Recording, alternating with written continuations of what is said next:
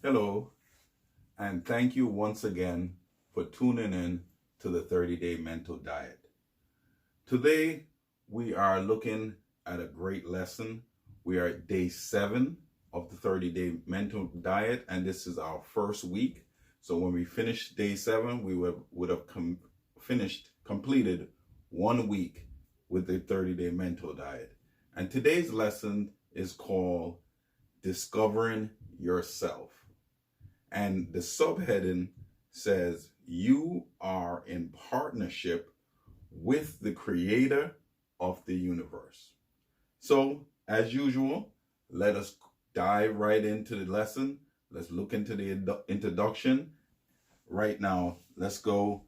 Your conscious intelligence and ability to think is part of infinite intelligence. In you, as you. Its thought is creative, and so is yours. At the level of your expression of it, you are a co-creator with the one mind. As a tangible creation and manifestation of the one mind, what are you doing about it? What can you do about it? What need you do about it? There would appear to be a responsibility that is largely unrecognized, an obligation to fulfill that is not fully comprehended, and it comes from not knowing the nature of what you are. Interesting introduction here to this lesson.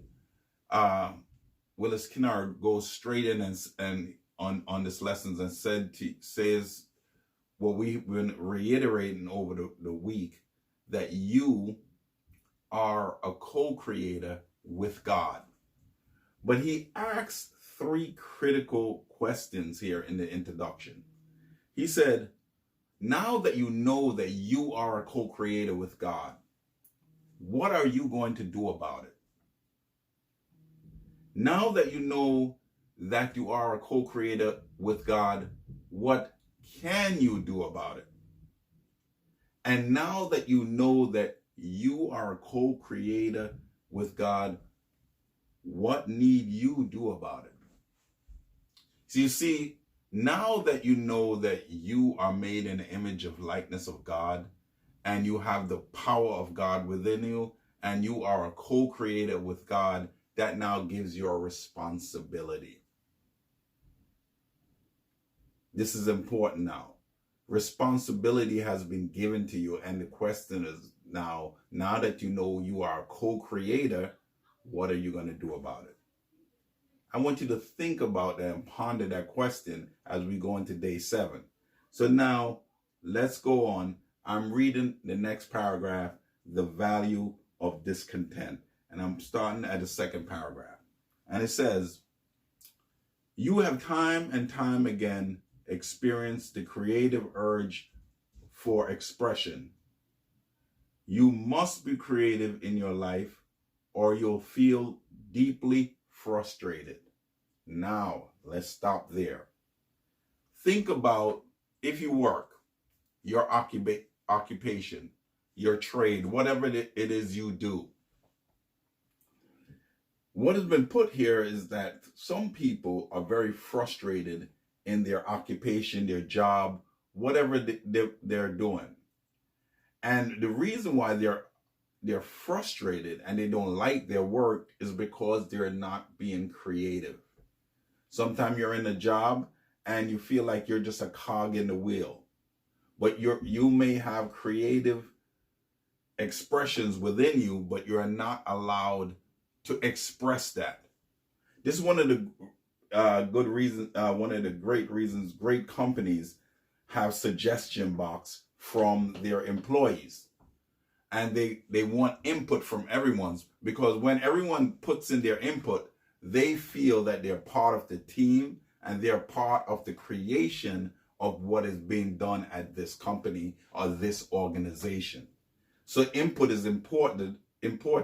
Creative input is very, very important. And sometimes we might think, well, my job, I'm just a baker. Right, but you might have been given a set recipe. This is how the cake is supposed to be made. But you, in your creative sense, may think and said, if I add this ingredient and take away this ingredient, or put a little bit more of this ingredient, my cake would taste better. And that's part of the creative process. So no matter what you do, whatever the occupation it is, there is a need for you to be creative. There's a need for you to have some sort of input, or frustration will set in. And if you would take a survey of people at their jobs and ask them about their job satisfaction, you'll find that people that are creative, that are in the work of creatives, or feel that whenever they put input into the company, that it is at least being considered or brought into consideration. They're being brought into the whole planning of everything, and their ideas at least been knocked about a bit. Maybe the ideas are not used, but at least everyone gets an input. And those people are usually the happiest in their occupation.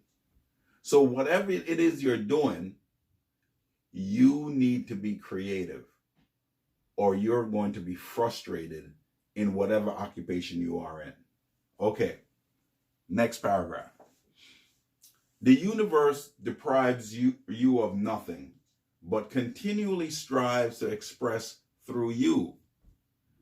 Any lessening of the discontent you may feel can be achieved only through creative expression. It is this divine discontent which drives you on towards ever greater accomplishment. Okay, so there is a thing within man which is called divine discontent. That is the God sparking within you, which looks out upon the earth and is never content with what you see. You always want to have your flavor and your touch in what it is that's out there. Maybe you're a gardener and you want your own touch in a certain way you want your garden to look, certain flowers, certain color scheme. Maybe it is that you're a scientist. Maybe it is you're an engineer. Whatever it is, there's always a divine discontent to make everything in your world better. And the operative word is everything in your world better. Very, very important. So let's move on to the next paragraph, creative endeavor. And I'm at the second paragraph, and it says, as you discover that God is not sick, a failure, or unhappy, you will find that there is no reason for you to have these or similar experiences. Now, I got ahead of myself a little bit, but I want you to think about this idea that was just put here on the 7th day of the 30-day mental diet. You discover that God is never sick. God is in a blissful and healthy state at all times. God is never a failure. God is never unhappy. And because you are made in the image and likeness of God, and if you are discontented in any way with anything in your world, you being a co-creator with God can change that. You can change your world. And I need you to embrace that idea that you and you alone have the power to change your world and your circumstances. In this paragraph that I read, it says, you can determine that the patterns of your thought shall be in accord only with the harmonious actions of the universe. So this is important. As long as your thoughts are in line with natural laws, the laws of God. You are in harmony with God. You will always get the manifestation in your world that you're seeking. Very important for you to embrace that thought. Let's move to the next paragraph. In fact, when you do have them, let's go back. God is never sick, a failure, or unhappy. You will find that there is no reason for you to have these or similar experiences. In fact, when you do have them, you are only denying your real identity as a divine creation. So,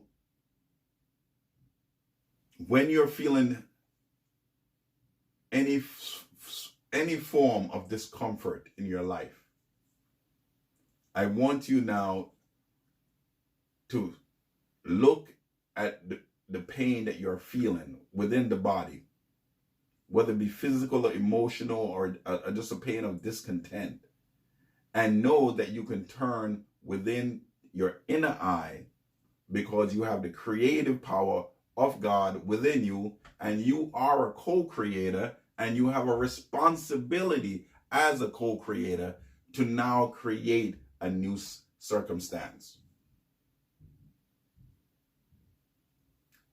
Picturing it, visualizing it, staying in line with the laws of God, with natural law, it must come into manifestation. And we're going to talk more and more about that during this 30-day mental diet.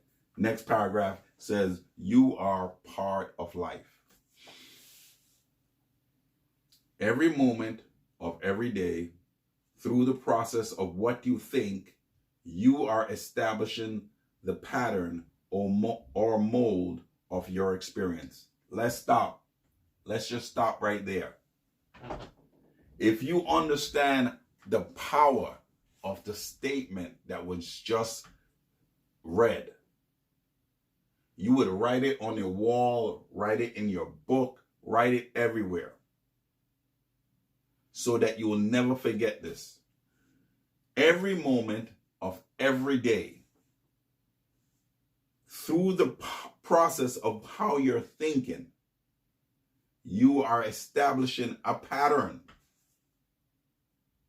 or a mold for your experience. So, even though you may be in a position that you're not very comfortable, if you will establish a pattern of thinking, so if you are sick or you have a certain pain, and you can establish a pattern of thinking constantly, of seeing yourself and feeling yourself in this thought and in this visualization of being whole without pain, doing the things that you cannot do because of the infirmity in your body.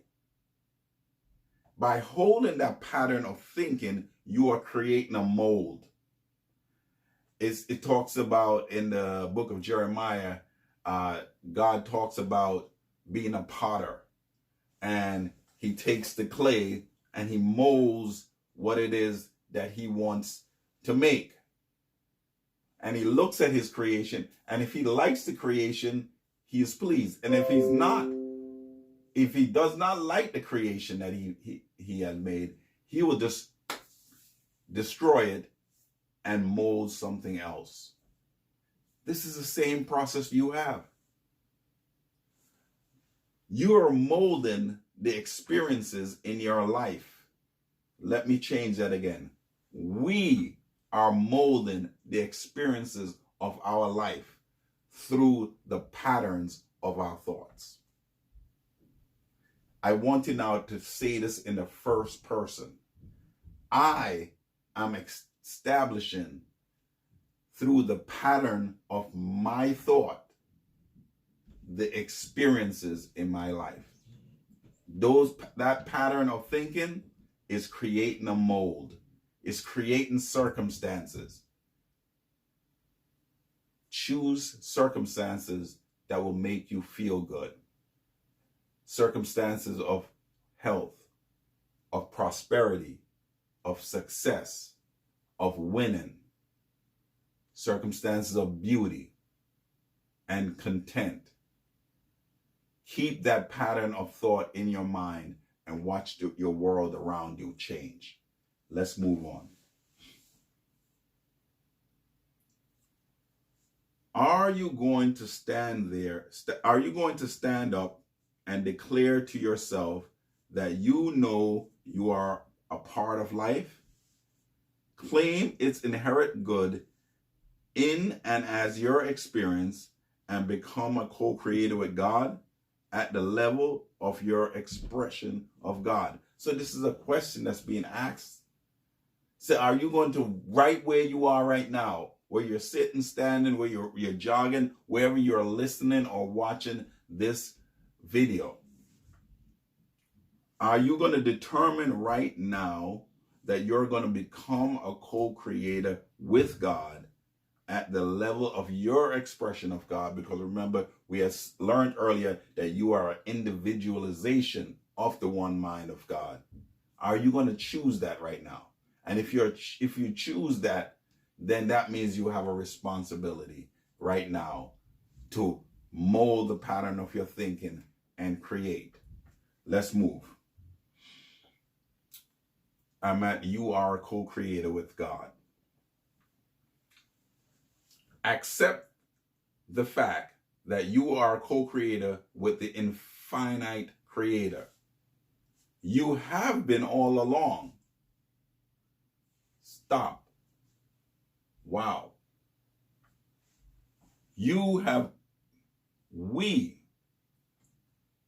I have to remind myself too also, folks. I have to remind myself.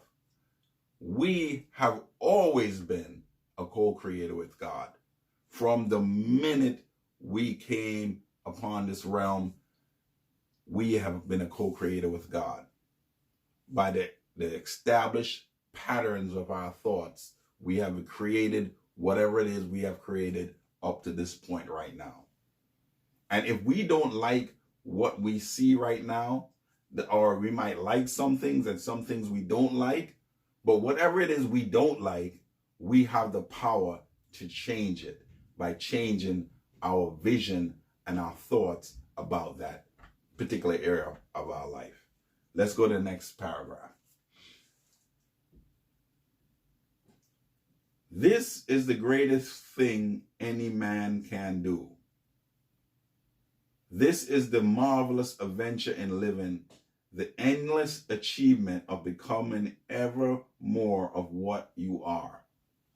The greatest thing that man can do is to be a co-creator with God. But first, you must accept that you are a co-creator with God and move forward and into the realm of creation. So the hardest job you will ever do in life, and not only the hardest job, but the greatest job you can ever do in life, is to create, is to be creative. You may think the hardest thing is to lift up heavy objects and move it. No. The problem in the world nowadays is men have no vision. And where there is no vision, the people perish. Being able to mold the future in your mind, taking the time on a regular basis, whether before you go to sleep and when you wake in the morning, to sit and to write your vision. Like it says in the book of Habakkuk, write the vision, make it plain upon tables. Write your vision out. Sit, meditate, and picture and hold the pattern of thought. And anytime any thought that comes contrary to what the vision you're looking at, cast it out. Just like God in the book of Jeremiah destroyed the mold that he didn't like of clay and remake a new thought. This is the greatest thing you can ever do. And this is your responsibility as a co-creator with God. Let's go forward.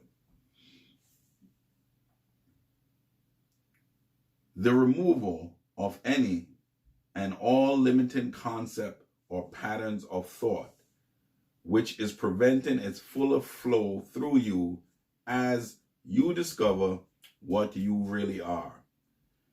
You open the door to a greater experience of all the good that life has to offer. Now, this is really, really good. And we spoke about this a little bit in this lesson. Excuse me.